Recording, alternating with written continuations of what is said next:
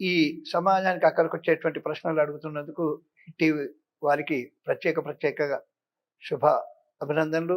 లోకానికి ధర్మాన్ని బోధించాలనేటువంటి తపన ఉన్నటువంటి ఆ టీవీ యాజమాన్యం వారికి ధన్యవాదాలు తెలుపుతూ, లోకోద్ధరణ గురించి, సమాజం గురించి మీరు అడిగినటువంటి చక్కటి ప్రశ్నలకు సమాధానం ఇస్తాను.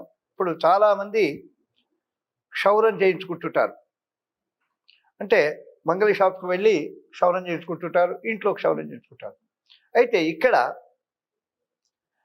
వెంట్రుక అంటే వేంకటహ, వేం అంటే పాపము, పాపాన్ని తొలగించేది వెంట్రుక. చూడండి తమాషా. అందుకే వెంకటేశ్వర స్వామికి చాలా ఇష్టమైంది వెంట్రుకలు. ఈ వెంట్రుకలను ఏ రోజు తీసుకోవాలా అంటే, చాలామంది ఆదివారం మాకు సెలవండి, ఆదివారం అయితే చేయించుకుంటామంటే, ఆదివారానికి భాస్కరుడు అంటే సూర్యనారాయణుడు అధిపతి.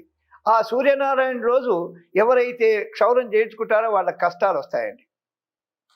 ఇది అయితే సోమవారము, బుధవారము, గురువారం మాత్రమే శ్రేష్టమైంది ఈ క్షౌరానికి.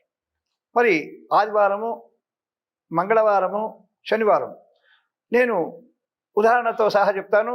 ఒక జడ్జి గారు నాకు ఫోన్ చేసినారు. ఫోన్ చేసి, అయ్యా శనివారము నేను రేపు ఊరికి వెళ్ళేది ఉంది, శనివారము సాయంకాలము ఫోన్ చేసి నేను క్షౌరం చేయించుకుంటానికి వెళ్తున్నానంటే వద్దని చెప్పడం జరిగింది. సరేనని వారు వెళ్ళడం కూడా జరిగింది. వెళ్ళి క్షౌరం చేయించుకున్నాడు. తెల్లవారి ప్రయాణంలో అపశృతి కలిగి ఇబ్బందుల పాలైనాడు. అప్పటి నుంచి ఆయన శనివారం నాడు క్షౌరం చేయించుకోవడం మానేసినాడు. ఎందుకు అంటే వారాధిపతి ముఖ్యం. వారాధిపతి ఎవరు? మరి నాయి బ్రాహ్మణులు కూడా, అంటే మంగళవాళ్ళు కూడా మంగళవారం షాప్ తీయరు. ఎందుకంటే మంగళవారానికి అధిపతి కుజుడు. కుజుడు ఏంటి? యుద్ధకారకుడు. కుజుడు రుణకారకుడు. కుజుడు ఇదండి. ఆయనకు ప్రియమైనటువంటి రోజు ఈ వేంకట, ఈ పాపాలను తొలగించే వెంట్రుకలు తీసుకోవడం చాలా తప్పు తప్పు తప్పు. కాబట్టి అందరూ కూడా పాటించవలసినటువంటి విషయం ఏంటంటే, ఉదయం భోజనానికంటే ముందే క్షౌరం చేయించుకోవాలి.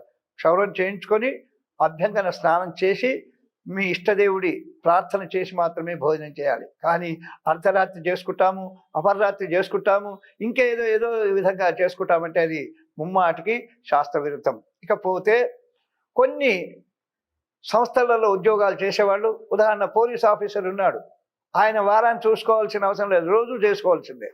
కాబట్టి మంగళవాళ్ళ దగ్గర చేసుకునేటువంటి ఇది పాటించాలి.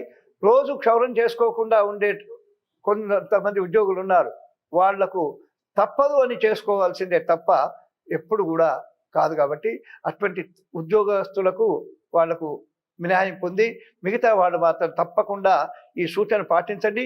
దీనివల్ల ఆరోగ్యం వస్తుంది, సంపద వస్తుంది, ఐశ్వర్యం కలుగుతుంది. కాబట్టి సోమ, బుధ, గురు అవి కూడా ఉదయము భోజనానికంటే పూర్వమే క్షౌరం చేయించుకోవాలి. భోజనానంతరం క్షౌరం చేయించుకుంటే దీర్ఘకాల వ్యాధి. సాయంకాలం క్షౌరం చేసుకున్నట్టయితే ఆ ఇంట్లో కలహాలు ఏర్పడతాయండి. మీరు ఎప్పుడైనా పరీక్ష చేసి చూడండి. సాయంకాలం పూట దీపారాధన తర్వాత ఎవరైతే క్షౌరం చేసుకుంటారో వాళ్ళ ఇంట్లో భార్యాభర్తలకు కానీ అన్నానమ్ములకు కానీ ఎప్పుడూ తగువులే ఉంటాయి. కాబట్టి మరి తప్పకుండా ఈ సూచనను పాటించవలసిందిగా కోరుతున్నాను.